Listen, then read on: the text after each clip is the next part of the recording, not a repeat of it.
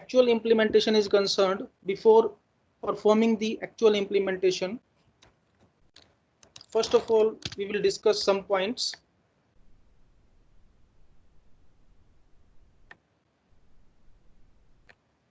And these points are very, very basic. And I'm just sharing the screen.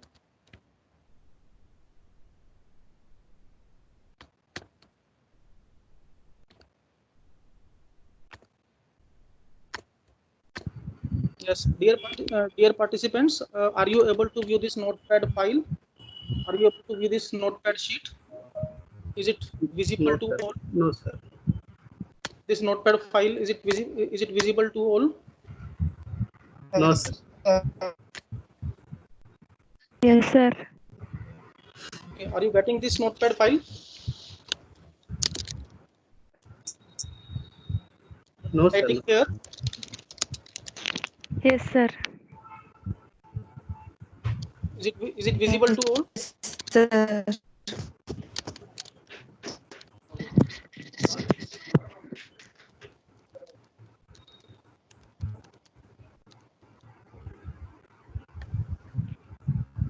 Are you able to view this notepad file?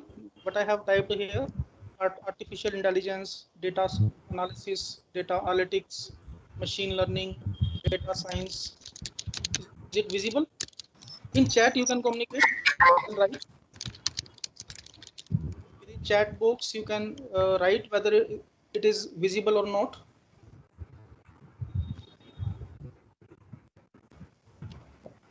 Is it visible, sir? Yes, sir. Not visible. Some. Sir, chat box is disabled and we are unable to see anything on the screen. Okay. And okay, fine. And this, so everybody is able to view this notepad sheet.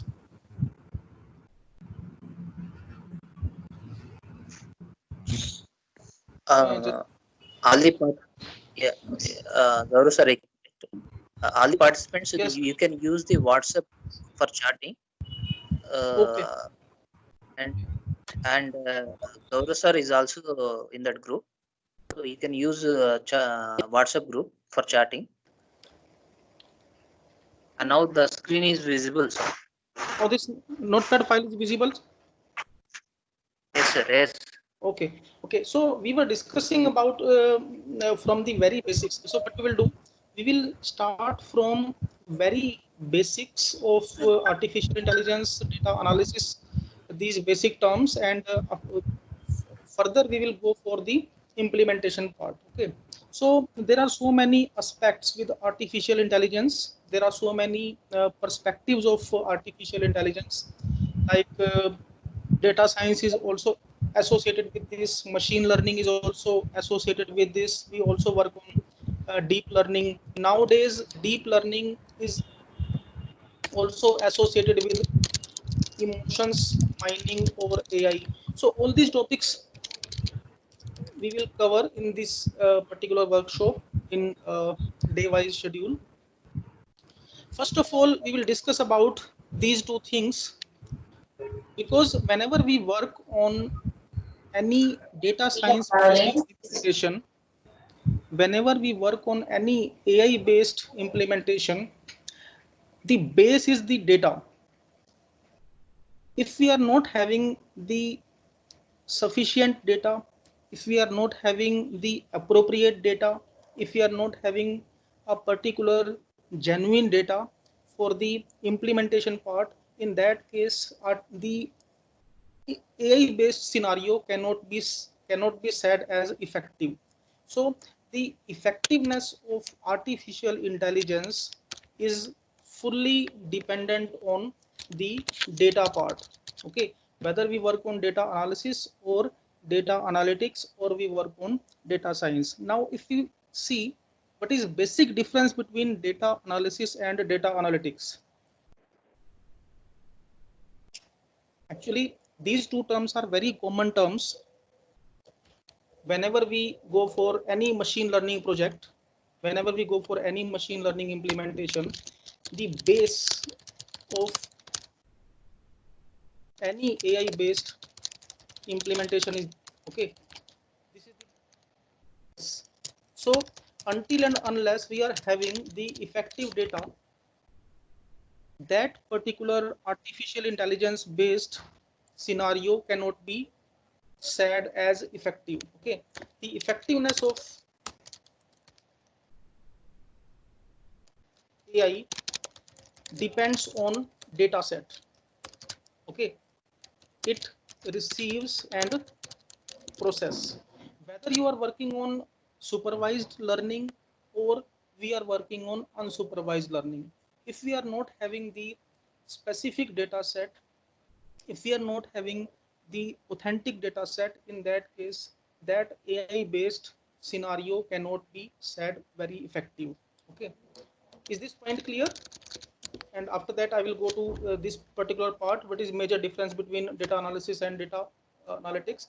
So whether you are working on images data, or you are working on text based data, or you are having some CSV data, you are having some JSON file, or we are working on social media data. So at the back end of any machine learning project, at the back end of every deep learning project, at the back end of every artificial intelligence based implementation, data is the base, data is the main thing. So first of all, we must take care on the data analysis part.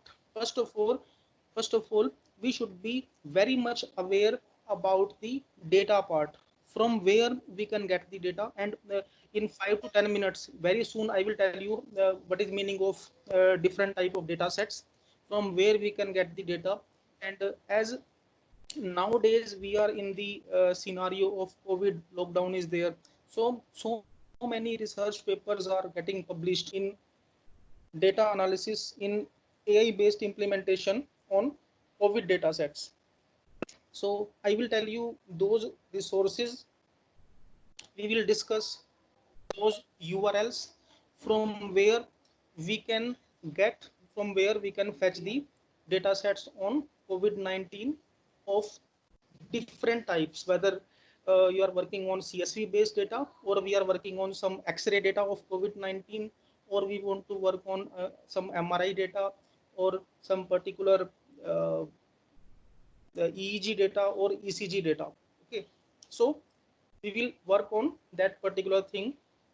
Very soon we will start that scenario also, how to work on that particular data, and how to prepare the data for machine learning. So before any implementation of machine learning or deep learning, the data extracted from benchmark sources. Okay, are you getting the audio?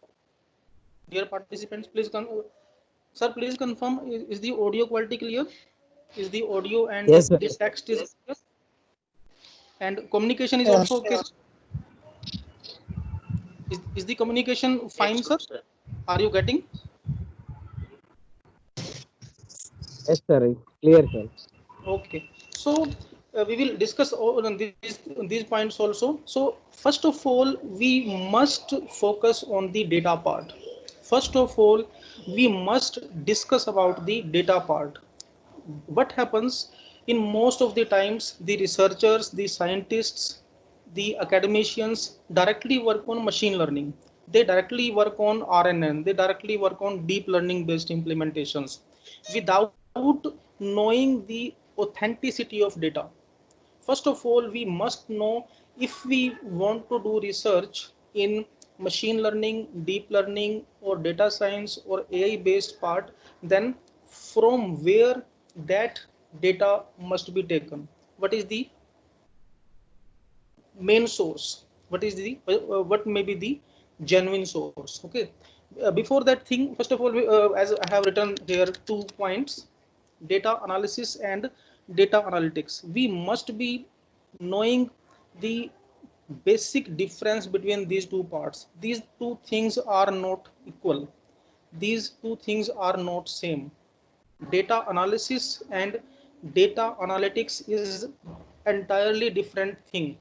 So whenever we write some research papers, whenever we write some articles, so sometimes we write data analysis, okay, an effective algorithm of data analysis on this particular thing, and if an improved algorithm of data analytics. So uh, what happens, we use these two terms very commonly in research papers, we use these two terms very commonly in different articles, but without knowing the actual meaning. So first of all, we should be clear about the basic difference of data analysis and data analytics. So what is basic difference between these two terms? Data analysis is concerned with the processing and discovery of knowledge from historical data. Okay, so if we are processing the data that is historical in nature, if we are analyzing the data which we are already having, and we want to only discover some knowledge, we want to only perform some statistical methods like statistical methods, suppose mean, median, mode, frequency analysis, different approaches are available. Okay, statistical methods, plotting, graphical analysis, all these things. Okay, so these things, these parts or these dimensions are concerned with data analysis. Okay, data, this is not data analytics. Okay, even data mining is also part of data analysis. Okay, now the thing comes, if data analysis is the evaluation of data, is only mining of patterns from existing data, then what is meaning of data analytics? Data analytics is concerned with predictions. Okay, predictions, future predictions. Okay, future patterns analysis, like what will happen in future, future patterns analysis. So if we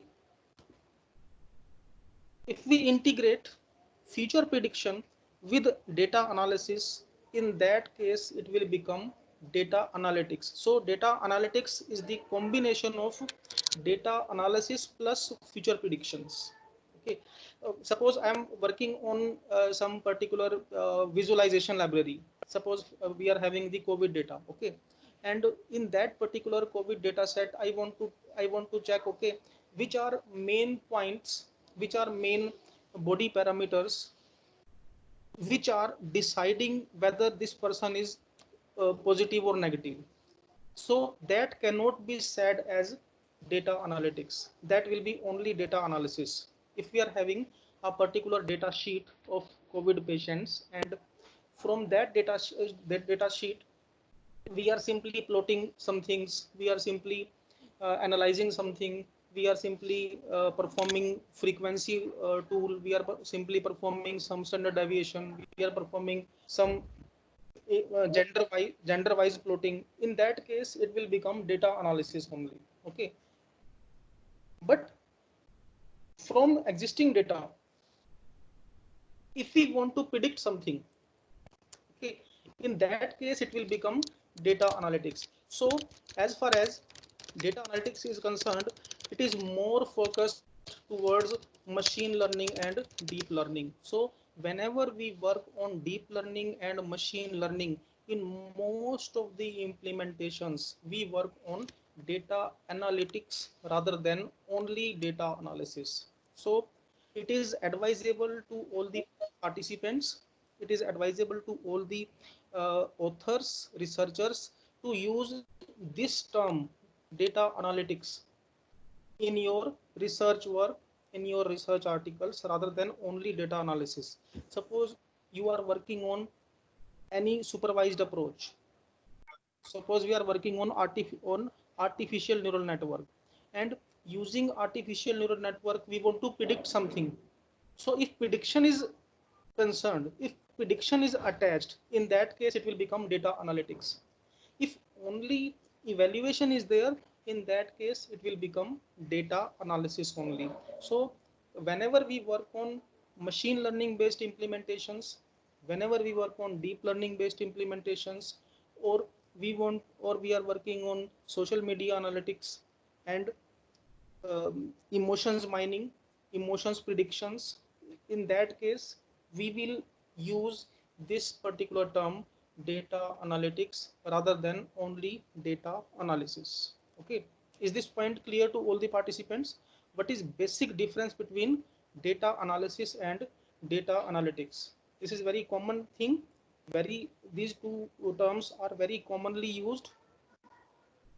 Okay, so we should be very much clear about this particular thing, that what is the major difference between these two approaches. So if you are working on some predictive model, if you are creating a predictive model, okay, predictive model means data analytics. If you are making some, if you are working on time series model, time series is also data analytics, because from historical data we want to predict some new patterns. From historical data we want to get predictions, we want to get some upcoming predictions, so that will become data analytics. Okay, is this point clear?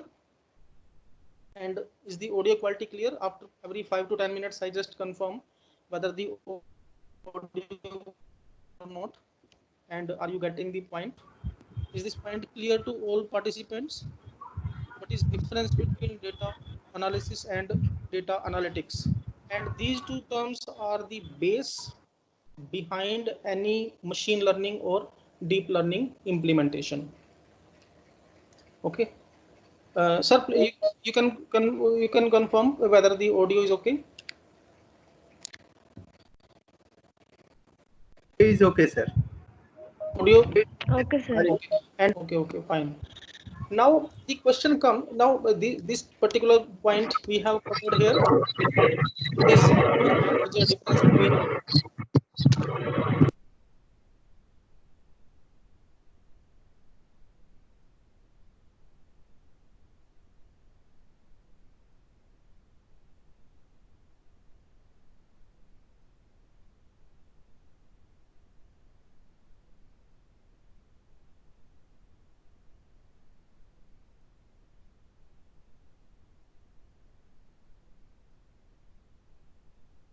Gaurav sir, your audio is muted, sir. Gaurav sir, your audio is muted, sir. okay, is it okay, sir? Okay, sir. Okay, now audio is okay, sir?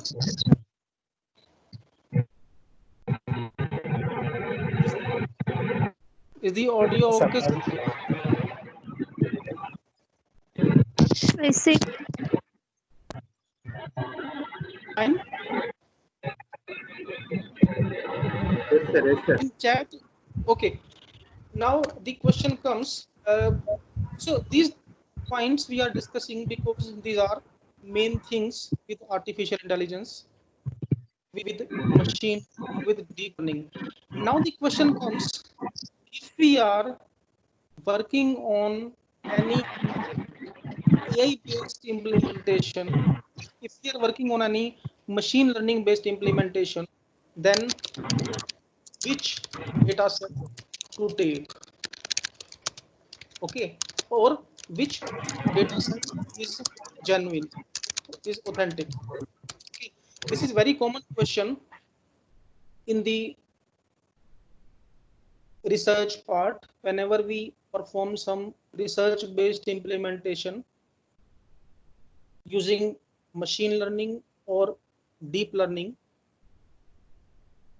data is the main thing. Whether you are working on, suppose you are working on medical images, okay, suppose your research work is concerned with medical images, or your research work is concerned with some satellite images or some CSV data, okay, or suppose you are working on some JSON file. Okay, now the question comes, so many file so many files are available, so many data sets are available, from which particular source we should take the data set. What happens? Suppose you are working on deep learning, machine learning, or some other approach, and sometimes it happens that that particular research implementation needs a specific type of data. Okay, every research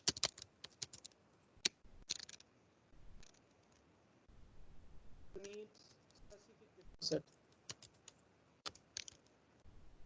Every research work needs specific data set. Now the question comes, which type of data set should we take? If we are working on some satellite images, then whether those satellite images should be taken from the website of NASA or DRDO or any other. If we are working on medical images, then which particular data source should be taken, which URL should be taken.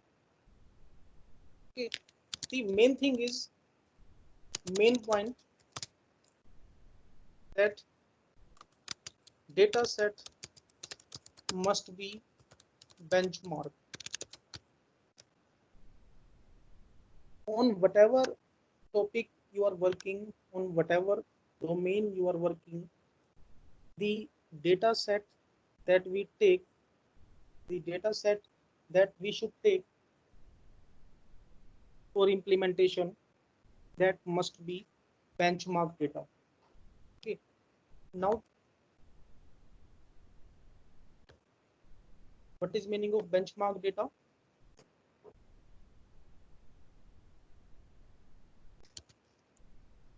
Benchmark data, fully tested, freely available for all. These are some common properties of benchmark data. Downloadable without any restrictions. No biasing.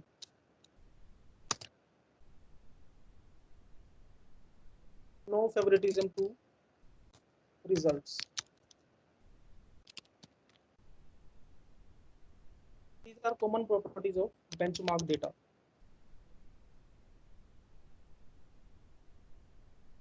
What happens? You might, if you are already working in some algorithms of supervised learning or unsupervised learning or data science based implementations, you might have seen some particular data sets, some particular data sources, like iris data. Iris data is your benchmark data. You might have seen this data set in so many sources, in so many research implementations. In similar way, UCI data sets are benchmark data set. Benchmark. Okay, I'll show you the website.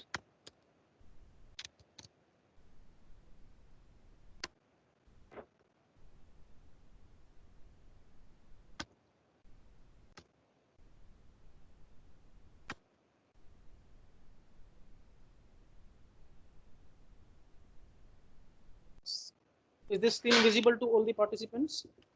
Are you able to view this screen? Yes, sir. Yes. Yes, sir. This is the URL, and you might be aware, you might be already aware with this particular repository, with this particular machine learning repository. And in this, you can see that around 500 data sets are available for different implementations. Suppose you are doing research in medical images, that data set is available. You can see life sciences, business, game, social sciences. Okay. Suppose you want to work on automobile data sets, you want to work on cancer data set, So these data sets are available. Why? In most of the implementations, UCI is taken. UCI data set is taken because the data sets in UCI repository are benchmark data.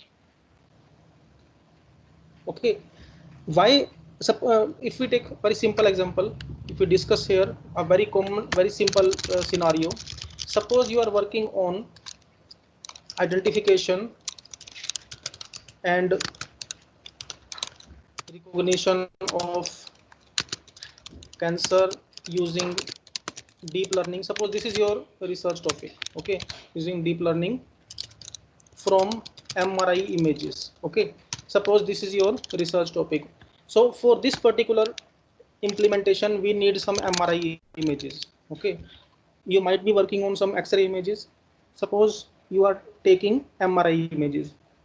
Now the question comes, many times these images are not available. Okay, so in that case what happens, or in some scenarios what happens, the guides, the research supervisors ask to collect the data at own level. But if we take this particular sample of MRI images from some hospital, okay, if I take MRI images sample from any path lab, from any AIMS, or from any local hospital, in that case, this research will not be considered effective. This particular research cannot be used, or that cannot be justified. Okay, actual data set taken from hospitals cannot be used in academic research. Because why? Because that is not benchmark. I am repeating this point. Suppose I need 100 MRI images for my research work. Suppose I am in need of 100 MRI images. So suppose to perform my implementation, what I will do, suppose I take these 100 MRI images from hospital of Chennai. Okay, in that case, this cannot be used for my research work. Okay, it will not be considered valid. Why? Because the images, MRI images or X-ray images that I have taken from from a particular hospital of any place, that is not benchmark, not benchmark, not tested. And other property of haphazard data set, it is randomly taken. Hello. Similarly, yes. So we are not able to see whatever you are typing. We are only seeing UCI screen. Okay, just a minute.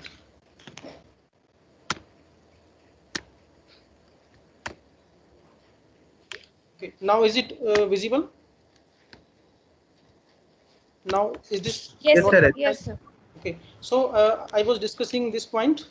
I'm highlighting only this part. Okay, now actually what happens in case of research based implementations? If we classify the research based implementations broadly, we are having two types of research. One is academic research and second is corporate research, corporate or social research. Okay, if you are doing any degree like MTech, PhD, postdoctorate, or this type of research work, that will be considered under academic research. Okay, just to finish a particular degree. Okay, in case of academic research, only benchmark data sets are used. Only benchmark data sets are considered genuine. Okay, now I'm repeating that point that we were discussing just now. Suppose I need 100 MRI images for my research work of deep learning, and those MRI images I take from any hospital of Chennai or from any hospital of Hyderabad. Okay, in that case, that data set cannot be used for my academic research. Academic research will not consider the actual MRI images which I take from any local hospital or from any government hospital. Because what is the main reason? Because that particular data set is not benchmark, that is not tested, and that is taken, that is randomly taken. And what is the major limitation? Major limitation of data, of non-benchmark data. Is the major limitation? Major limitation is that huge scope of manipulations, and this is known as statistical fallacy. This term is known as statistical fallacy. Okay, are you getting this point, dear participants? Are you getting this point? I will explain Yes, this point just now. Yes, Up to sir. this point, is it clear? Yes, sir. For research-based implementation, now I'm discussing about academic research. Okay, in case of academic research, you might have seen thousands of research papers who take only iris dataset, who take dataset of UCI, who take dataset of some particular sources like Kaggle. Okay, there are so many they take the datasets from ResearchGate also, because those datasets are benchmark datasets. If I take my own data from any local hospital or from any big hospital, so from AIIMS Delhi, from any large scale hospital, if I take 100 MRI images, 1000 X-ray images, and I perform deep learning implementation, that cannot be used for academic research. Why now the question comes, why we cannot take non benchmark data for academic research? Because suppose if now we are discussing a very simple thing. Suppose I have taken 1000 images, total images are 1000 X-ray images. Suppose I have taken 1000 X-ray images. Using deep learning, using my deep learning implementation on all 1000 images. Okay, suppose if I implement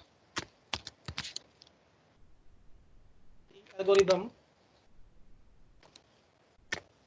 if I implement my deep learning algorithm on all 1000 images, I am getting 96%, 95% accuracy. Okay, suppose I am getting this much accuracy.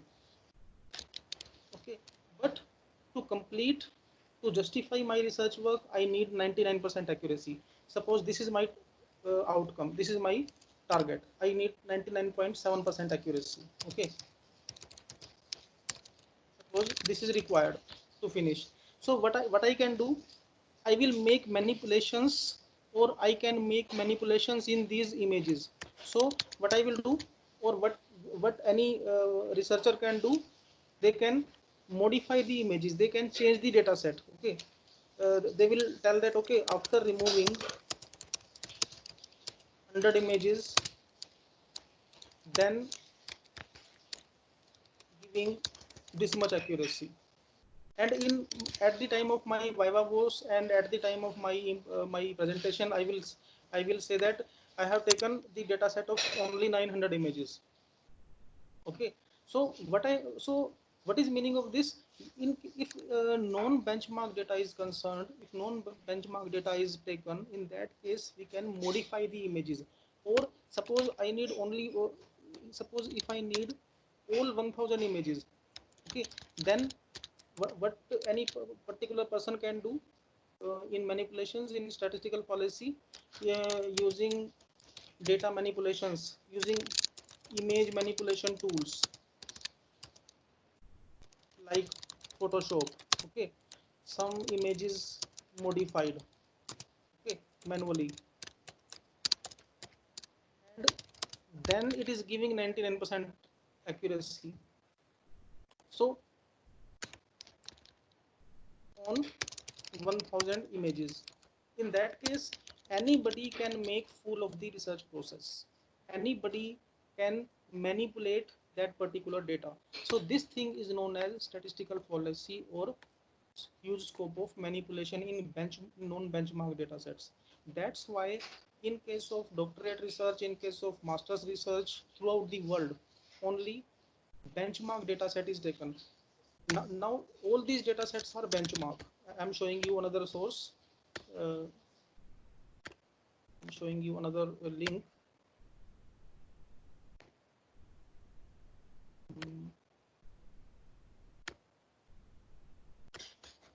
Is this screen visible to all of you? Are you able to view this? Yes, sir. IEEE-dataport.org. This is another URL. You can see there are so many data sets are available, and you can see that even COVID-19 data sets are also available. So the data sets which are available on different portals like UCI, IEEE Dataport, I will show you some other links also, and now you can see that if I want to do research on this particular topic like COVID-19 data sets. Okay, so CSV data sets are also available, X-ray images are also available, tweets data sets are also available. So you can see. So this is the URL IEEE-dataport.org. So in IEEE Dataport, UCI and so many other links also, we can get access of benchmark data sets. Okay. Now, if I perform implementation, if we perform implementation on this particular data set, in that case, there is no scope of manipulation. Suppose I have taken this particular CT scan images of COVID, okay, and I'm getting suppose 96% accuracy using my own algorithm, okay. Using any manipulation technique, using any fallacy technique, I cannot modify this data set. Why? Because this data set is publicly available. Even if I will try to modify this data set, even if I will try to manipulate this data set, then my researcher or my invigilator or my panel can say, okay, your accuracy is 99.9% accuracy, very good, but download this data set in front of me and now perform your algorithm. So we cannot make fool of the panel because this data set is publicly available. If I give the source code, then suppose if I'm giving you only screenshots, if I'm giving you only tabular data, in that case everybody will get happy, okay, this is the accuracy. But if a source code is implemented in real time on this data set and dynamically it is downloaded, and that is same for all, so nobody can make manipulation to this. Are you getting this point? Is this point clear to all the participants? What I'm saying, what I mean to say? Yes, sir. Yes. Benchmark data set. So the benchmark data set means I cannot modify this data set. Even if I modify this data set, even if I manipulate this data set, in that case, the other person can download this data in their own system and then they can implement my algorithm. Then they can implement my code. And then actually they will get the output that I was showing 99% accuracy, but on this particular data, it is showing 70% accuracy. It means I have manipulated some data sets. So that's why we always work on benchmark data for research. So this is the website. You can note down this IEEE-dataport.org. And one more thing is there is no need of any IEEE subscription for IEEE Dataport. Okay. Otherwise, what happens in most of the IEEE portals, in most of the IEEE services, we have to take IEEE subscription. But this particular URL, this particular link is freely available. You can sign up. You can simply create your account freely. There is no need of any particular paid subscription. Okay, you can see different type of data sets. suppose I want, you can see that in COVID-19, so many data sets are available. Okay, suppose you are working on social media, we are working on MRI images, we are working on CT scan images, we are working on ECG data of, you can see that this radiology data set is available on COVID-19. Okay, and decision tree implementation. So if you are working on decision tree based implementation, decision tree based approach, and you need COVID-19 data set, so this data set will be appropriate. You can take this. Okay, and you can see which data sets are also available. Now I'm showing you other sources also for data sets.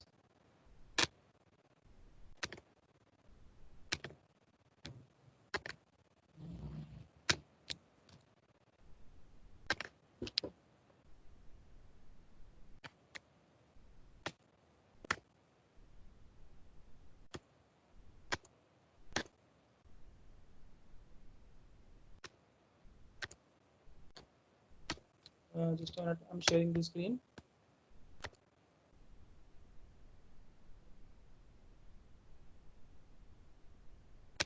Yes. Dear participants, are you able to view this screen? Is it visible Yes. to all?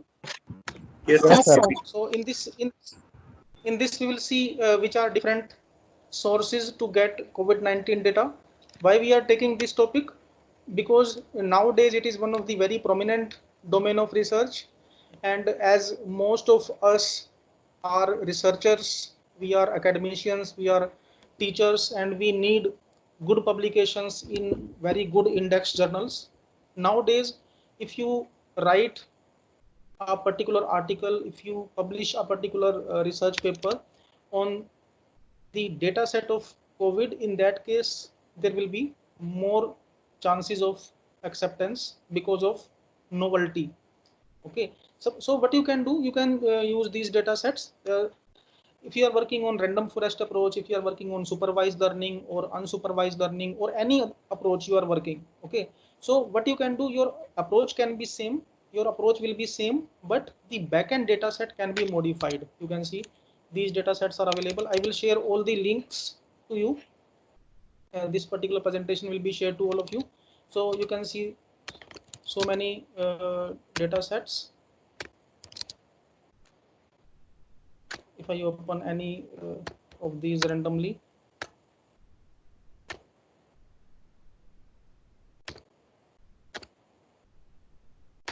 now you can see that.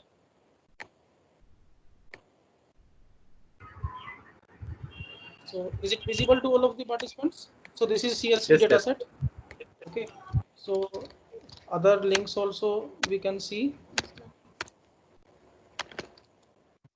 So worldwide data. So these data sets are benchmark data sets, and for AI based implementations, for machine learning based implementations, we can take these data at the backend. So this is another URL, data.world. Okay, so you can see that. Are you able to view this screen? Is it visible to all of you? Yes, So sir. in different countries, in different locations, what is the status? And I'm showing you another site from where you can get the reports of predictions. So, this is the site. This is very prominent portal, statista.com. Okay, statista.com. Suppose I want to work, I'm writing a particular article on this topic, and I need some data for literature review, I need some data for introduction part. I can take this. So now you can see.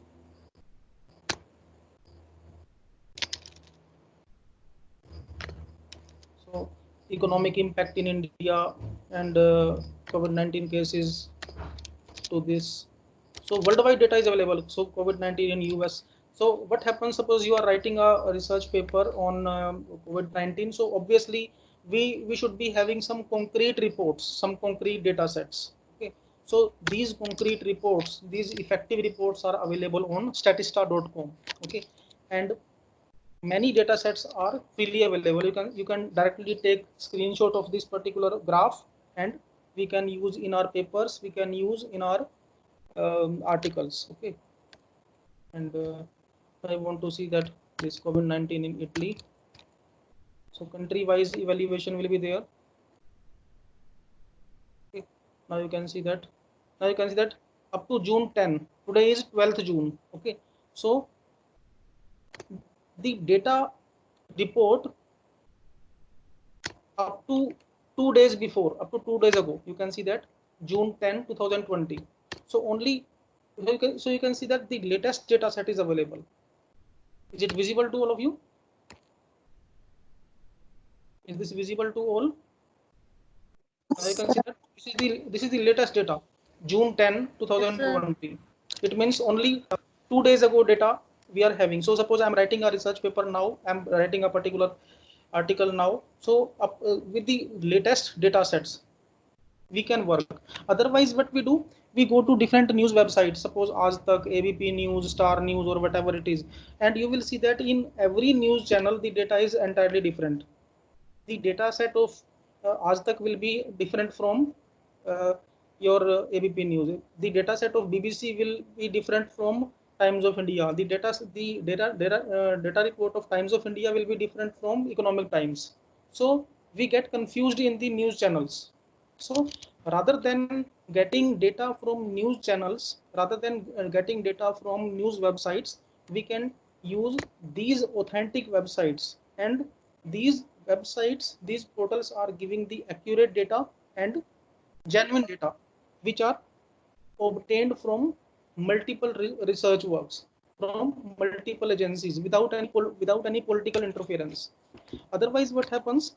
Suppose in a particular state there is a particular specific government, so they will ask to the news channel that okay, in this particular state show lesser number of deaths, show lesser number of positive cases. If in nearby state there is government of some opponent, there is government of some opposition party, then they will say that okay, increase this data set in your news channel. Suppose deaths are 10,000, they will show 15,000 deaths are there, and in their own state if 10,000 deaths are there, then they will ask news channel to show only 2,000 deaths. So the data of news channels are not reliable, whether it is BBC or it is some regional news channel, or it is some government news channel. Rather than those data sets, we can take the data, we can take the accurate data from these resources. Okay. Now, is this point clear? Up to this point, is it clear to all? Yes, sir. And as far as communication is concerned, are you getting the audio clearly? Are you getting the clearly? Yes, sir. Yes, sir. Is the communication okay? Yes, sir. Okay. So you can see that the economic impact of COVID-19 on India GDP. So obviously, if you will see the report of government of India, that report will be entirely different from it, because the government of India will not present its GDP in loose, in negative thing. Okay, but the global agencies who are evaluating each and every country, they will give unbiased data. But government agencies or some local news channels will may give the biased data or modified data depending on the political interests. Okay, now you can see that survey time is from October 19 to June 2020. So in this particular data, there is no political interference. In this particular data, there is no interference of any political leader or political party. These are taken by the by different research organizations. Okay. Now, next point, if we will discuss, up to this point, we have covered that in case of academic research, we must be following benchmark data, whether you are working on machine learning or you are working on deep learning or artificial intelligence work. Now, the question comes where we can use this particular data, in which implementation, in which type of implementations we can use this particular data. The actual data set is used in corporate research or social research. Suppose you have applied a research project to DST. Hello. Hello. Sir, kindly switch to notepad screen. We are seeing only Statista screen. Okay, fine. Yes. Now is it visible? Now is it visible? Yes. Okay. So we were discussing that if I have taken my own images, if I have taken my own data set from some hospital, suppose I want to do actual research on COVID-19 data, and I want to take some X-ray impressions, some MRI impressions, or some CT scan impressions from nearby hospitals, then where we can use it, where we can implement it. For social research, for corporate research, we always use actual data set. Where, for example, in DST, in AICTE, you might suppose you are applying a particular research project on DRDO, you are applying a particular research project to NASA. Okay, as you are faculty members, you are professors in different colleges, you are researchers. Okay, so if you are doing academic research, if you are doing PhD, MTech, or any degree, in that case you need only benchmark data from IEEE Dataport or from UCI or from similar portals. But if you are working on a research project, if you have taken a grant of 50 lakh from DST, if you have taken a grant of 1 crore from MIT, Government of India, in that case, in these scenarios, you cannot go for benchmark data. I am repeating this point. If I am doing research on a particular research project, if I am working on a particular research project of DST, AICTE, MIT, DRDO, or so many other organizations, in that case I cannot use the benchmark data of IEEE Dataport or any benchmark data of UCI. Why? Because the benchmark data is not localized. Now, obviously, benchmark data set is not localized or is not local in nature. For example, suppose I want to perform machine learning for prediction of COVID patients.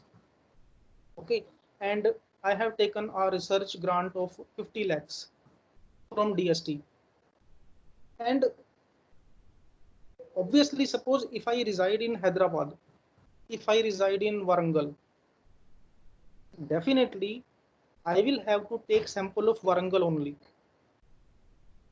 If I reside in Hyderabad, I will have to take data set of Hyderabad or nearby locations. In case of benchmark data, the data set may be of Italy, the data set may be of Wuhan, the data set may be of Delhi. So it will definitely be challenged that you are working at Warangal. We have given you grant of 50 lakhs and you reside at Warangal, you reside at Hyderabad. But the data set you are taken, the data set you are working, that is of AIIMS Delhi or that is of New Zealand. How it is? What is your actual contribution? Are you getting this point? Is this point clear to you? In case of actual research projects, benchmark data set cannot be taken because it is not localized. Yes, participants, are you getting this point? Yes, sir. I'm repeating this point. Suppose, obviously, as you are in Andhra Pradesh, okay, you are in Telangana, okay. In your location, in your institute, you have taken a research grant of 5 crore rupees or 50 lakh rupees from DST, from MIT, from AICTE, okay. But the data set you are using of UCI, and UCI data set source is some New Zealand, Australia. In that case, it will be challenged that that you have done nothing from 50 lakh. You have done only algorithm. You have done only coding because you have not taken any survey. You have not done any survey. So, in case of non-benchmark data, actual research projects,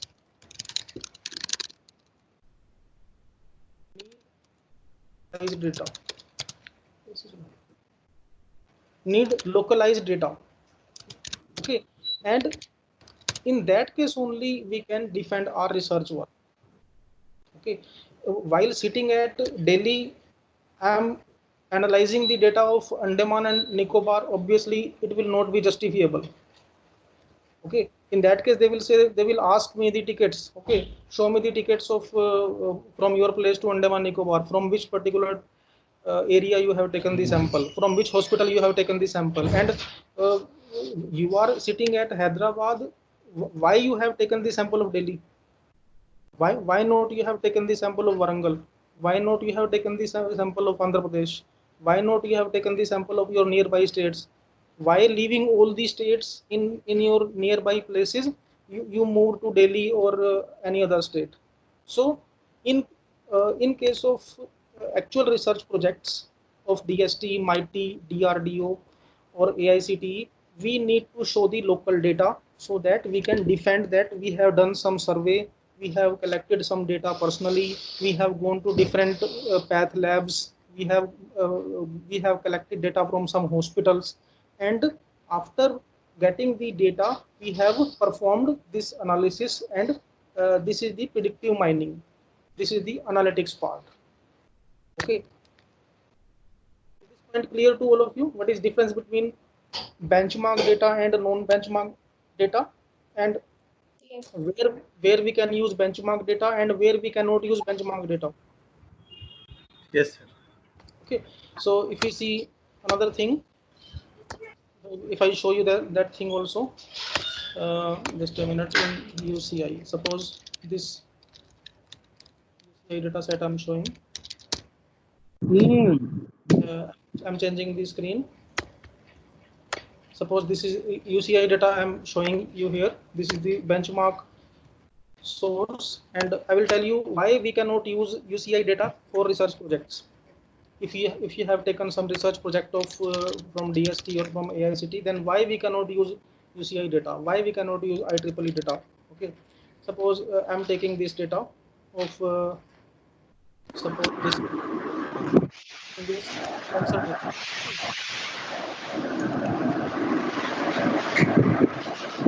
Taking this cancer data. Now you can see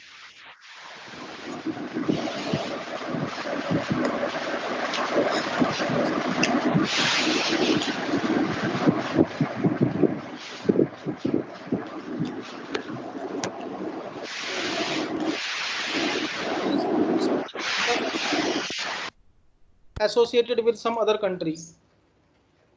Okay, so University of Wisconsin.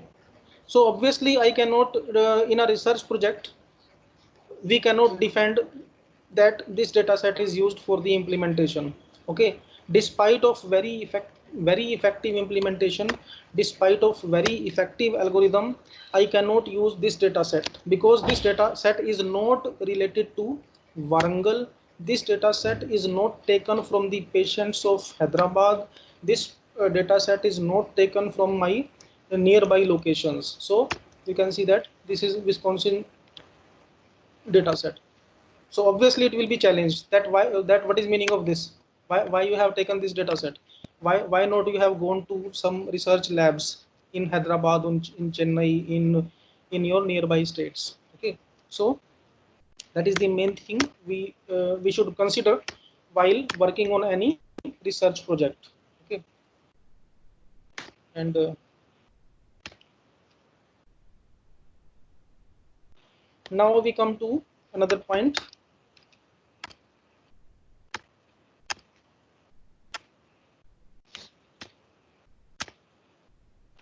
Is it visible to all the participants? Is this slide visible to? Yes, sir. Yes, sir. Okay. Now we will see. Now we will see the problems in the data sets that we obtain from multiple sources and how to remove those problems. Okay. How to process, how to prepare the data. What happens whenever we collect the data for machine learning or deep learning? That particular data needs pre-processing and normalization. Each and every data, whether you are working on X-ray images, or you are working on MRI images, or you are working on JSON file, or we are working on some other data set, whether you have collected primary data or you have collected secondary data, the data set must be pre-processed before the actual implementation. Data set must be normalized before actual implementation. Why? Because whenever we collect the data from any source,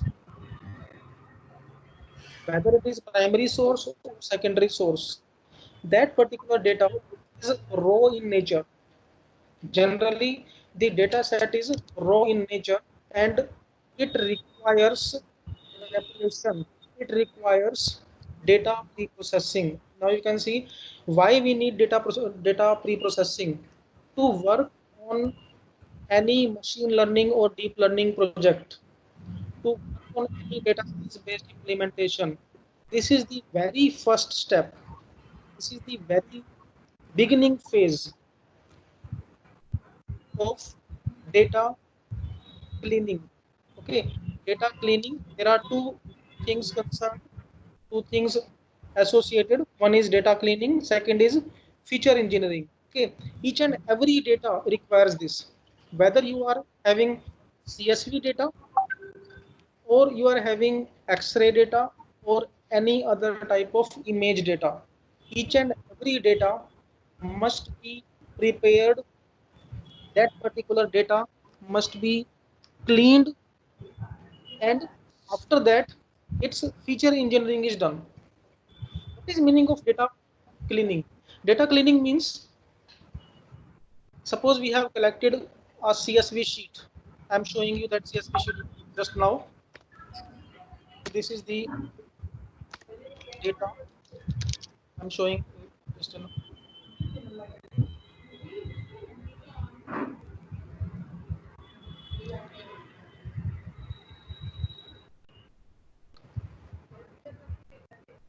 Okay.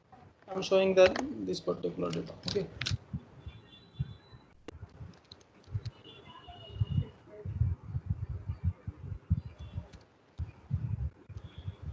I'm opening that file.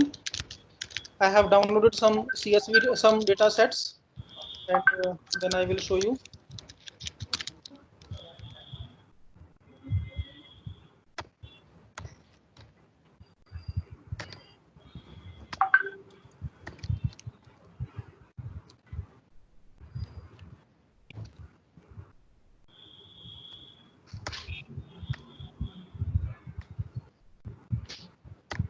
Yes, participants, are you able to view this Excel file? Is it visible to all the participants? Is this Excel sheet visible to all? No, sir. This Excel file? Not visible, sir. Just Now it is visible, sir. okay. Now is it visible, sir? Yes, sir. Yes. Now you can see that this is the data set that I have downloaded from IEEE data port, and you will see different properties, different attributes of this data, that is age, gender, city, province. So whether that person was from Wuhan or not, longitude, latitude. So this is the COVID data that is available on IEEE data port. Okay, I have downloaded this data. Suppose I perform implementation of my machine learning algorithm on this data set, then the algorithm will not run. I'm repeating this point. If I execute any machine learning algorithm or any deep learning algorithm on this data set as it is, without preparation, without cleaning, in that case, the implementation will not run. Why? Because you can see that so many fields are empty. You can see that there are so many missing values. This is known as missing value, missing cells. Are you able to see this? There are so many missing cells. Is it visible to all? That the data set is not complete. Is it visible to all? That all the attributes are not having complete data. So many. So in some attribute, in some fields, symptoms are not given. In some fields, the date of admission in hospital is not mentioned. In some fields, in some records, travel history is not given. Okay, and so many things. So obviously, this, if I want to perform some implementation on this data for prediction, this data set must be cleaned. This data set must be processed with missing value imputation, with missing value treatment. Okay, and so this process is known as data cleaning. Data cleaning means I am cleaning the data. So this data set is raw in nature. This is rough data that I have collected from IEEE data port. After processing this data, so this is the first step of data cleaning, that to check how many fields are missing in this data. Okay, and second process is feature engineering. Second is feature engineering. From this particular data, which fields are mandatory for prediction? Which fields are mandatory for training a machine learning model? Suppose this particular data is entirely related to China. In that case, this country is not required. So obviously, if all fields, if all records are having China, in that case, we can remove this. Are you getting this point? Is this point clear to all of you? What is feature engineering? Feature engineering means out of, suppose there are 50 attributes in this data set. Out of 50 attributes, which attributes are required for training a model? So if all fields are China, in that case, there is no need to use this particular thing. If all fields are, so obviously ID is not required. This is known as a feature engineering in CSV dataset. In case of X-ray images, in case of MRI images, this type of data is not available. Age, gender, city. In X-ray, in MRI, these things are not available. In case of X-ray images, in case of medical images, we have to work on feature points extraction techniques that I will cover in OpenCV. Okay, there will be a specific session of OpenCV, and in that I will tell you how to work on medical images. Okay, and how to work on some particular feature engineering on medical data. Now we are discussing the feature engineering on CSV data. So age will be okay. We need age, gender, city is also required, province. Okay, now suppose I don't need any geo resolutions, so we can delete it. Okay, symptoms are required, obviously, because depending upon symptoms, we can predict the model that whether the upcoming person is positive or negative. Okay, date of hospital, travel history, it is also required. Okay, so reported market exposure, this is not required. Okay, additional information, this is also not required. So okay, chronic disease, yes, it is required. Okay, but it is empty in many cases. So if it is mostly empty, in that case we can remove it. This URL we can delete. So this process is known as feature engineering. Okay, I'm repeating this now. Okay, now we are again coming to this slide. Is it visible to all? Again we are on this slide. Yes, sir. Is Yes, it sir. visible? So the first point was data cleaning. In data cleaning, we check, okay, how many values are missing, how many records are available in which missing values are there. So we have to process, we have to impute. Now I will cover that thing also. Okay. And in second part, we work on feature engineering. Okay. Which attributes are required? Whether age is required, whether gender is required, whether we need travel history or not, or we should be knowing about the date of admission in hospital. So these things. And once we clean the data, after that we work on feature engineering.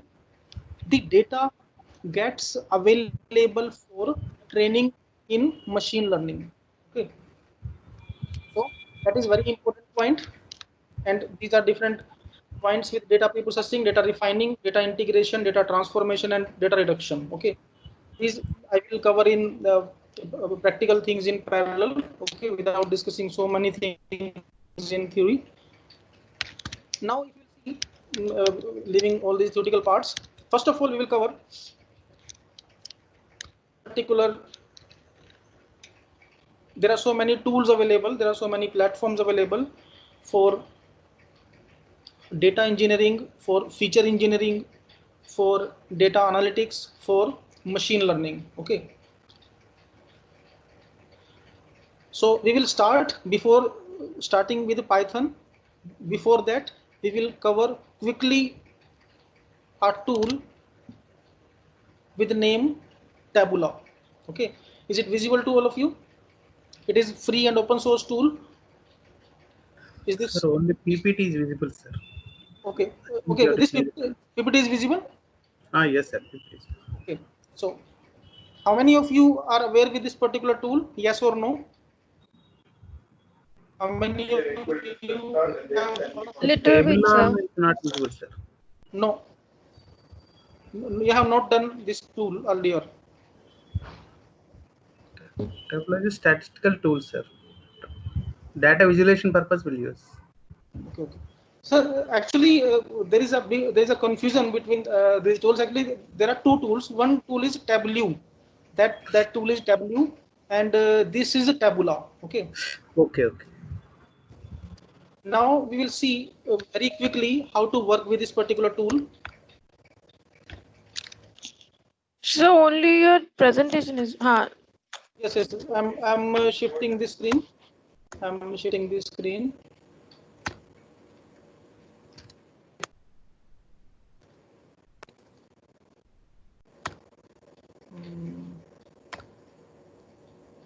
Yes, is it visible? Is browser visible to tabula.technology? So this is free and open source tool for extraction of data from PDF documents. It is a specialized tool. Are you able to view this screen? All of you are able to view this? Please confirm. Yes, sir. Okay. Now you can see that it is available in multiple operating systems. It is available for multiple flavors, Windows, Mac. We can download it. So what is the purpose of this particular tool? Many times the data sets are available in corporate and government PDF documents. Actually, what happens if you will go for some government reports? Almost every government report is available in PDF format. Okay, all government reports, all corporate reports are available in PDF formats. They do not give the reports in Excel format. If you will see the data set from Government of India about COVID or about economy or about finance department, they will not give you Excel sheets. The government data set is always available in PDF files. So this is the tool to extract the data, to fetch the data from PDF documents, the tabular data. So using tabular tool, we can fetch, we can extract the tabular data. Okay, now we will see how to work with this.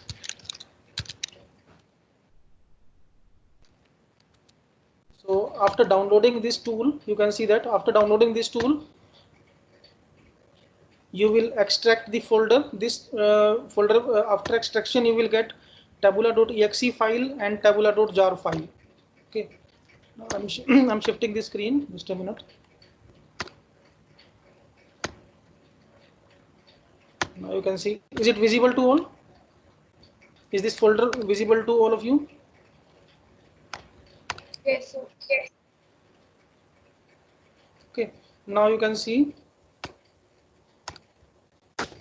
In this, we are having tabula.exe file, and on double click of tabula.exe file, we can execute the tabula engine like this. So you can see that tabula engine is opening. You can see that this tabula engine is running now, and after this you will get the tabula engine will run automatically in your web browser. Okay, now you can see. Is it visible to all? Are you able to view this? Yes, sir. Yes, sir. Okay. Now you can see that this tool is running in this port, this URL 127.0.0.1.8080. So 8080 is the port number of Tabula, and using this tool we can fetch the data. Actually, so as we are discussing about data for machine learning implementation, for deep learning implementation, for artificial intelligence based implementations, as we are discussing, that data is the main thing. So if data is available in a corporate report, if data is available in a table file in PDF, then how to fetch that particular data? If we directly copy and paste that particular table from PDF to Excel, in that case formatting gets spoiled completely. We cannot copy and paste directly from PDF to MS Word. Even if we copy and paste, in that case what will happen? Its header and footer, page number, all these things of PDF will also come.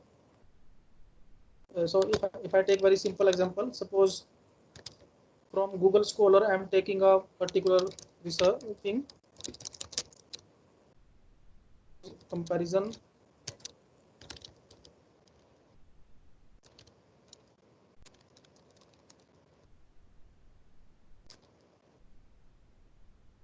suppose I am taking this paper, any paper I have taken, or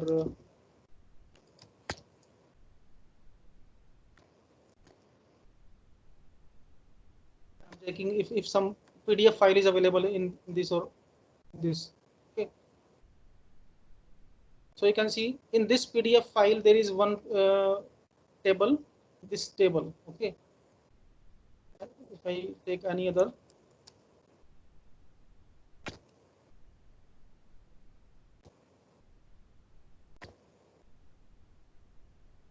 just a minute, it is closed.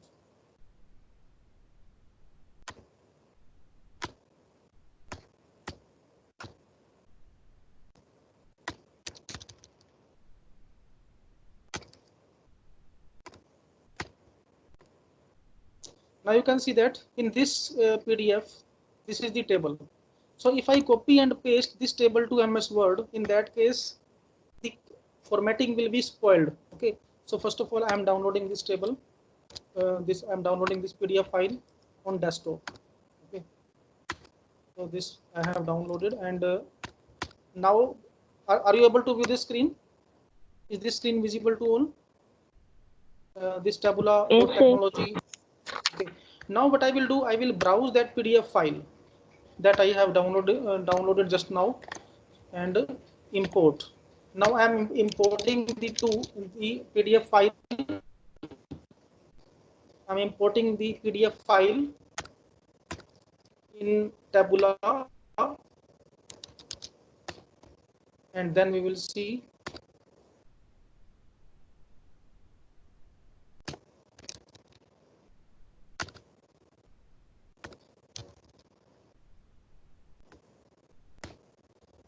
So what you have to do, simply download Tabula tool, unzip it, and run that exe file. Okay, now you can see that the research paper is opened in Tabula tool.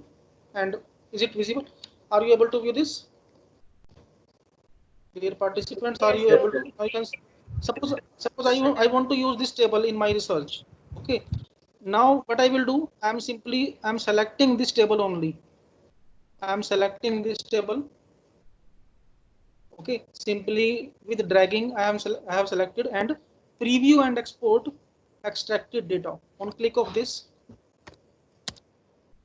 you can see that this data is available exactly in same format, and I can download this file in TSV, in JSON, or in any other format. So export, and now you can see that this data is opened in Excel sheet. I'm opening this. I'm opening that file, that Excel sheet I have downloaded. Now you can see, is it visible to all? Are you able to view this table? This table, is it visible to all the participants? No, sir. This No, Excel sir. sheet, is this visible? Yes, please. sir. Now you can see that. Is it visible to all? Yes, sir. So very easily from a research paper, from a report, we have taken the data. Suppose I want to take another data also. Suppose I want to use this data in my research. Okay, with the reference. So simply select. I'm shifting the screen. Now you can see I have selected this table. Is it visible that I have selected only this table? Are you able to view this Yes, selection in Tabula? And preview and export selected data, and you can see that the entire tabular data is available with me, and now I can use this data in CSV format or any other thing. Okay, so once the data is available in CSV format, then we can do whatever we want to do. Once the data is available in CSV, we can perform any supervised approach or any unsupervised approach. But if we are having the data in PDF format, and from PDF directly copy and paste we will do, in that case formatting will be changed. The entire formatting will get spoiled. Okay, so this tool we can use for fetching the tabular data from PDF documents, and despite of this size, any size of PDF, suppose there is a particular PDF file of hundreds of MB that is having huge data set of some particular patients. Suppose you take a particular data from a hospital, you take a particular white paper, and that particular white paper is having 20 pages tabular data. So that particular data can be fetched directly in CSV format, in JSON format, in script format, so that we can focus on Hello, the can you algorithm. repeat this, sir? Can you repeat this concept, please? Yes. What happens, suppose we want to work on a particular data, we need a specific data for machine learning or for any implementation, and that particular data is available in a big PDF file. That big PDF file can be directly opened in Tabula, and it can be transformed to Excel it can be transformed to CSV format. Once the data is transformed to CSV format, then we can implement any algorithm. Otherwise, what will happen? Suppose a particular data is available in a PDF file, and that tabular data or that particular table is in 15 or 20 pages. In that case, what will happen? The header and footer of those PDF of that particular PDF file will also come. If I do not need header, footer, or page number of that particular PDF file, in that case, we can directly use Tabula tool. So Tabula tool will extract only table.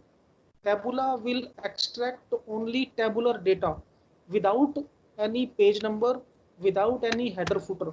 Otherwise, even if you will use PDF to Word converter, there are so many free and paid PDF to Word converters. In that case also, the header and footers also come in PDF in Word format after conversion.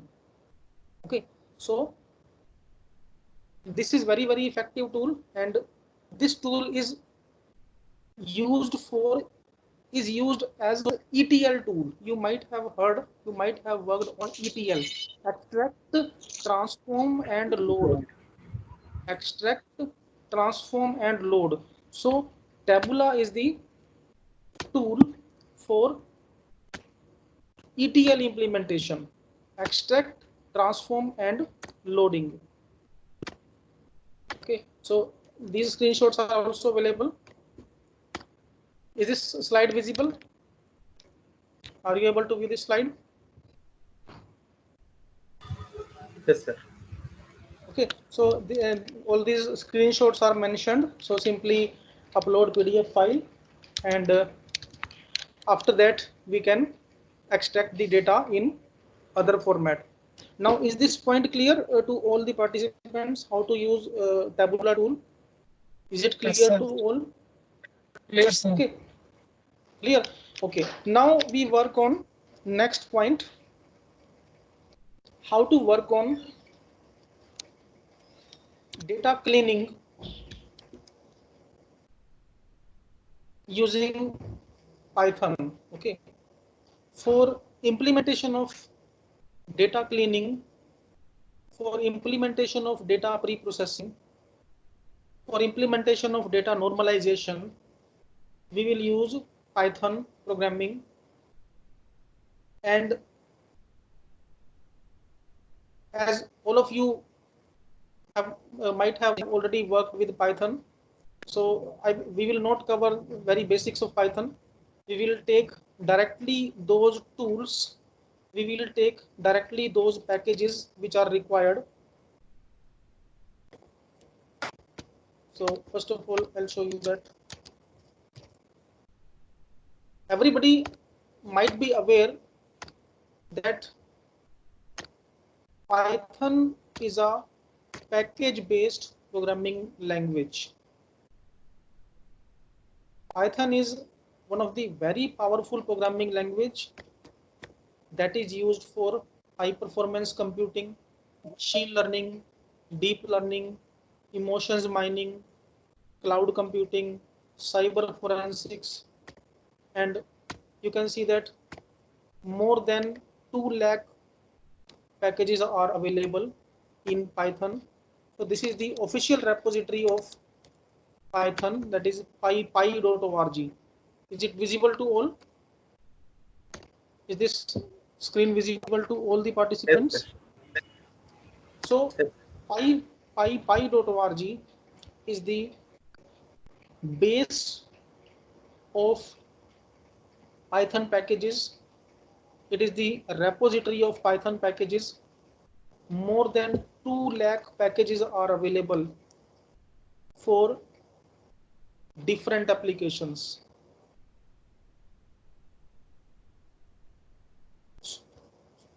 On whatever domain you are working, in cloud computing, in grid computing, in underwater sensor networks, in wireless sensor networks, or artificial intelligence based implementations, or drones based implementations, in almost every domain, in almost every application, the Python language is used nowadays. It is one of the very powerful programming language, and so many packages are available. So what we can do, first of all, we install Python in our system, and the best method or the best compatible method to download Python in our system is using Anaconda. So I request all the participants to keep their systems ready with Anaconda so that different implementations can be done in real time. However, it is not possible for you.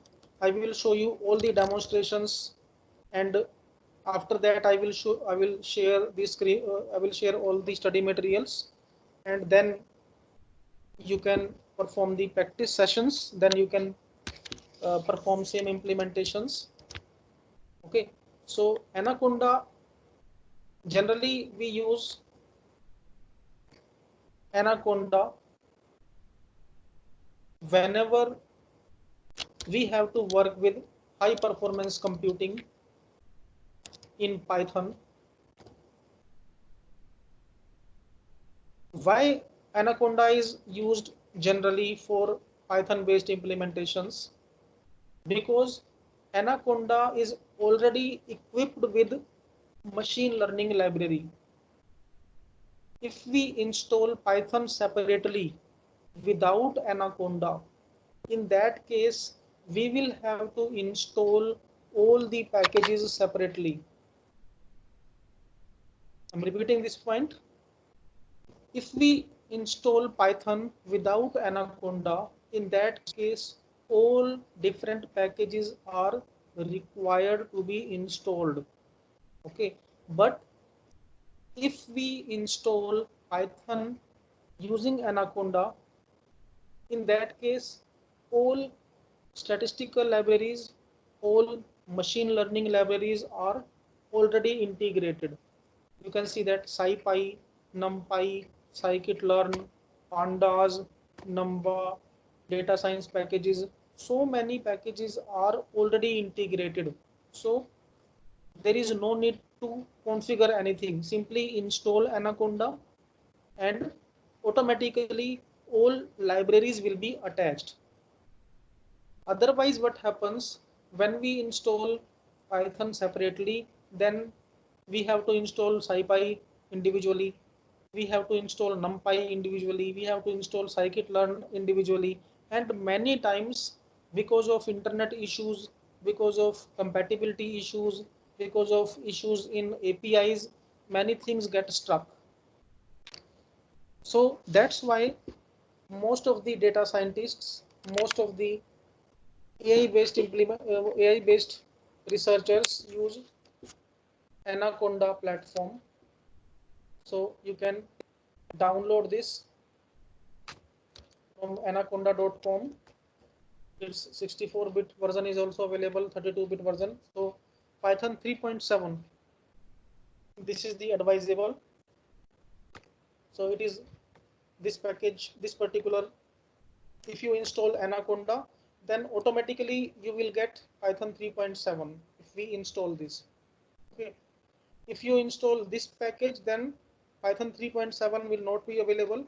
In that case, you will be ready with, you will be equipped with only Python 2.7. So it is better to install 64-bit graphical installer or Python 3.7. Okay. And in my system, Python is already installed. I have installed Python using Anaconda. So obviously, if we install Anaconda, then Python will be automatically integrated. Okay. After installation of Anaconda, we get different IDEs. There are different IDEs in Anaconda for Python programming. One of the very common integrated development environment is your Spyder. Other you can use Jupyter. Okay, either you can use Spider or we can use Jupyter.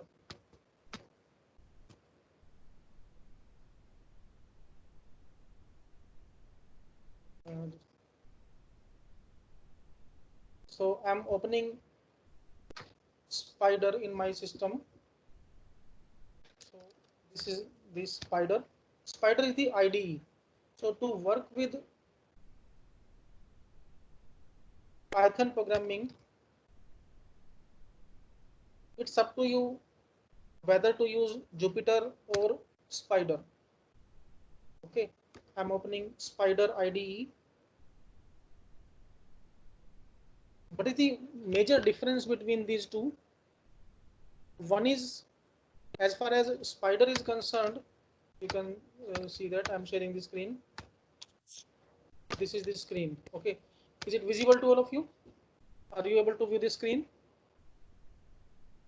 This Spider IDE is visible to all the participants. Yes, Yes, sir. sir. Okay, so for desktop based implementations, we use Spider IDE.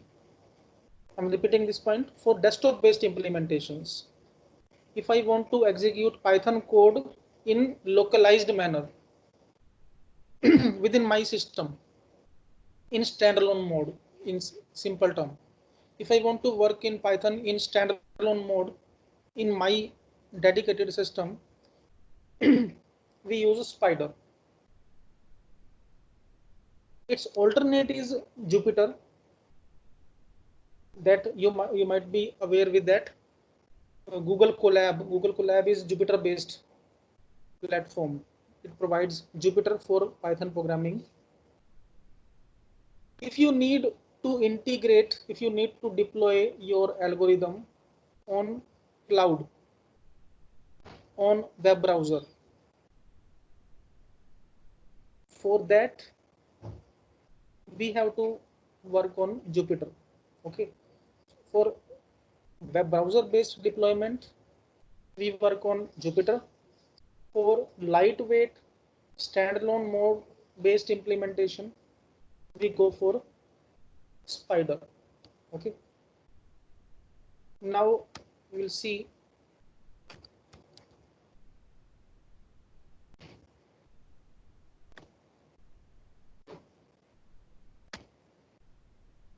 now we are coming to this point. Now, okay, now is this slide visible to all the participants? Are you able to view this slide? Yes, sir. Okay, now so as from very beginning we are discussing about data, feature engineering, feature analysis, or missing values. We will start with this point, how to work on missing value imputation in dataset. As I have shown you a particular Excel sheet of COVID-19, in that Excel sheet so many fields are missing, so many records are missing. Suppose age is given but gender is not given. If age and gender is given, then date of admission is not given. Then so obviously we cannot use that particular data set as it is in implementation. Before implementation, we have to clean that data. For data cleaning, there are so many packages in Python, and one of the very prominently used Python package is Missing Py. Using Missing Py package in Python, we can work on missing value imputation. We can fill the missing values. Suppose some values are not available in a particular record. Rather than to delete those records, we can fill those values.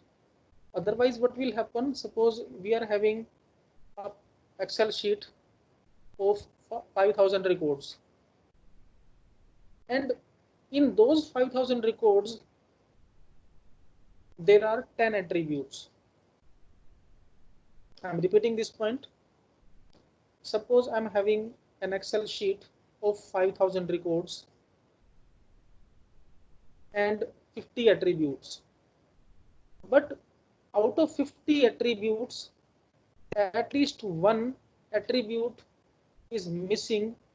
The value of at least one attribute is missing in every record.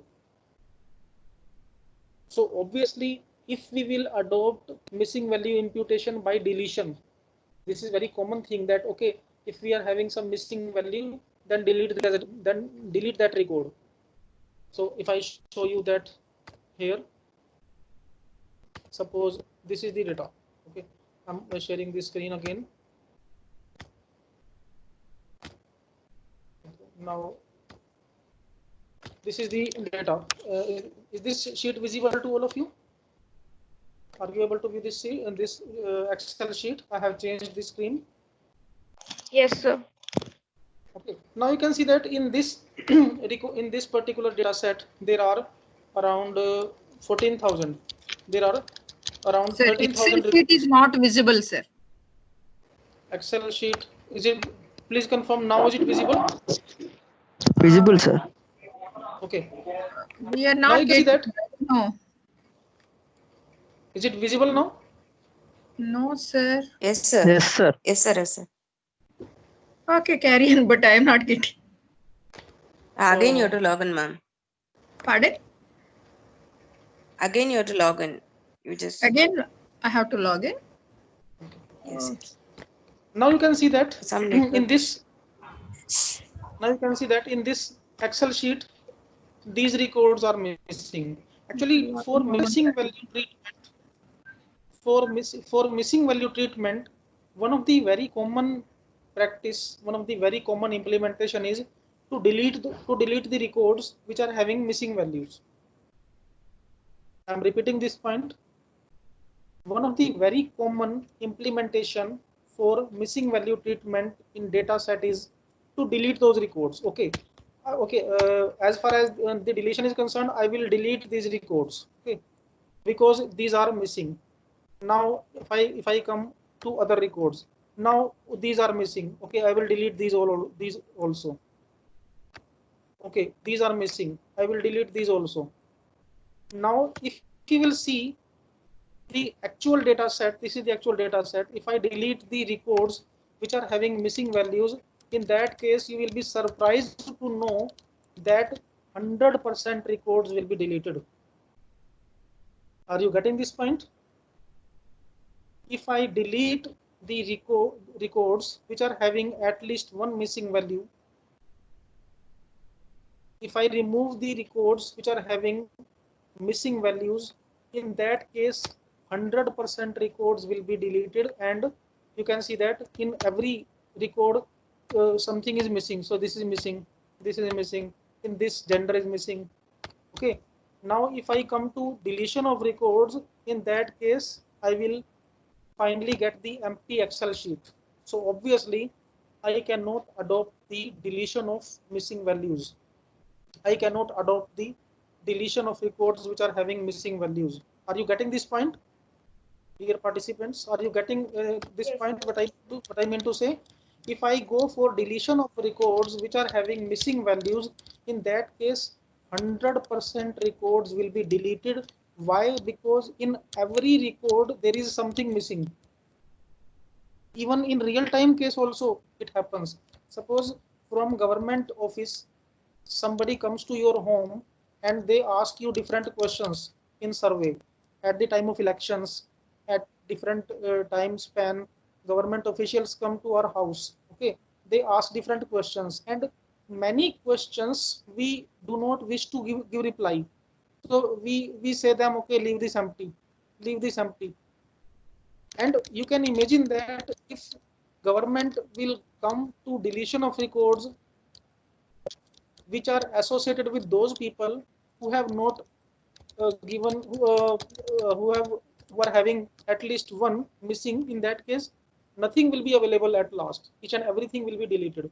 So rather than deleting the records, rather than removing the records, we can come to missing value imputation. We can fill these values. Okay.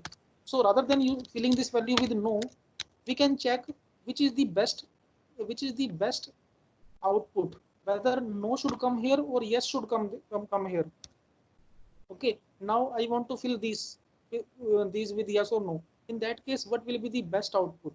Okay, or suppose if this is male, now what I can fill here, male or female. So this process is known as missing value imputation. In Python, for this there is a particular package for missing value imputation, and I'm showing you.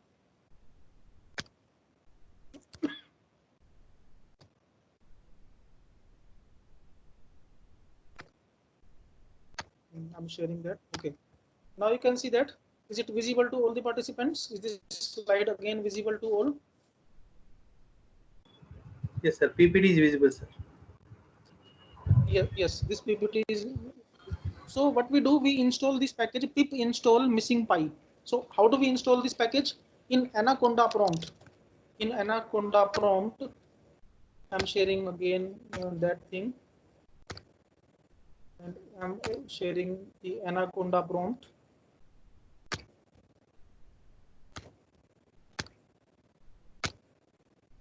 Okay, this is the Anaconda prompt. Okay, so this is Anaconda prompt, and here I will write pip install missing pi. Okay, are you able to view this command? Missing pi is the package for missing value treatment or missing value imputation from the data set. Okay, now you can see. Kindly repeat it. To work on missing value imputation, we have to install missing pi package in our existing Python distribution. Missing pi package is not available by default with Python. Suppose I want to work on missing value imputation. Suppose I want to fill the missing values in my data set. In that case, I will have to work on this package, missing pi. If my internet is working, then automatically missing pi package will be installed. If my internet speed is okay, then automatically missing pi package will be integrated with my existing Python. Okay, so in my system it is already installed, so I will not execute this command. But in your system, you will go to Anaconda prompt and we will work on this. And after that, what we will do? So, Sir, how to open Anaconda prompt? in start menu, simply in start menu, if you will write Anaconda prompt, Anaconda, then you will get different options. Okay, And one sir. option will be Anaconda prompt. Thank you. Okay. Now,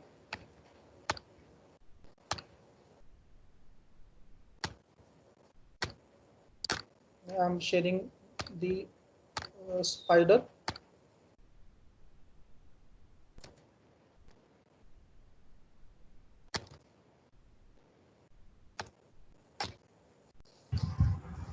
Sir, even if we have Anaconda Navigator, still we have to install missing pi, sir. Yes, pip install Python. Pip install missing pi. Now, is this screen visible to all of you? Are you able to view this screen? Sir. This Yes, spider is visible to all. Yes, sir. Okay. Yes, sir. Now you can see. Now you can see that. Import NumPy as NP. We have to work. We have to integrate NumPy package. NumPy is used for numerical calculations, for matrix calculations. If we do not use NumPy in Python, in that case, we will not be able to work on matrices. I'm repeating this point. If we want to work on matrix operations, then NumPy package is must. NumPy package is mandatory. Suppose you are working on images, image data. So everybody knows that image data is matrix. So if I do not integrate NumPy, in that case, the image analytics will not be done. So in image processing, we always use NumPy package. Okay. So import NumPy as NP. We have shortened it.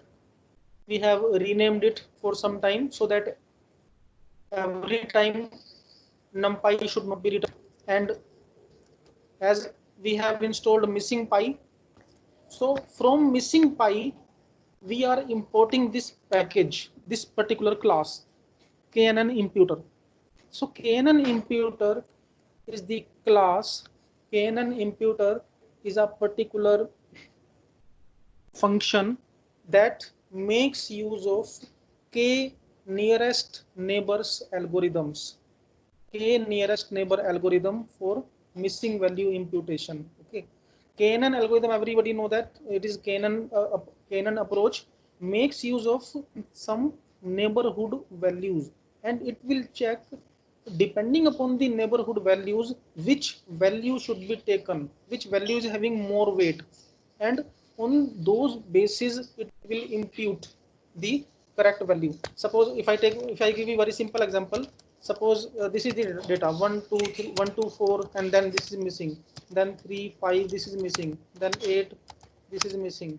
Okay, 2 0 8 this is missing. So suppose I want to fill this value. So what it will take, using KNN approach, it will take the nearby values 2 4 and 3 5. On these basis it will check, okay, here 3 should come, using KNN approach. Now to fill this, it will take 3 5 and 8, because with 8 there is nothing. So okay, here 4 will here 4 should come. Okay, to fill this value, it will again implement KNN algorithm. So there is no need to work on KNN algorithm explicitly. It is by default available in missing py. So depending upon its own calculations, it will check, okay, 4 should come here, like this. So we can use this. So this is the data set that we can impute, that we can work. And this NaN means not a number, but it means I want to impute these values 1 2, and this is missing, 3 4 3, and this is missing. Okay, and KNN imputer, number of neighbors, how many neighbors how many neighbors we have to consider? 2. You can take 1 also, you can take 3 also. Okay, and weights, uniform weights should be taken, and after that fit transform and run. Now I'm running this code, and you will see, now you can see that this 1 2 NaN is replaced with 4, then 3 4 3, and this NaN is replaced with 5.5. And so you can see that we can, by this way, we can directly work on missing values imputation. We can directly fill the missing values rather than deleting those records. Otherwise, what will happen if I delete this? In that case, out of 4 records, I will at last I will be having only 2.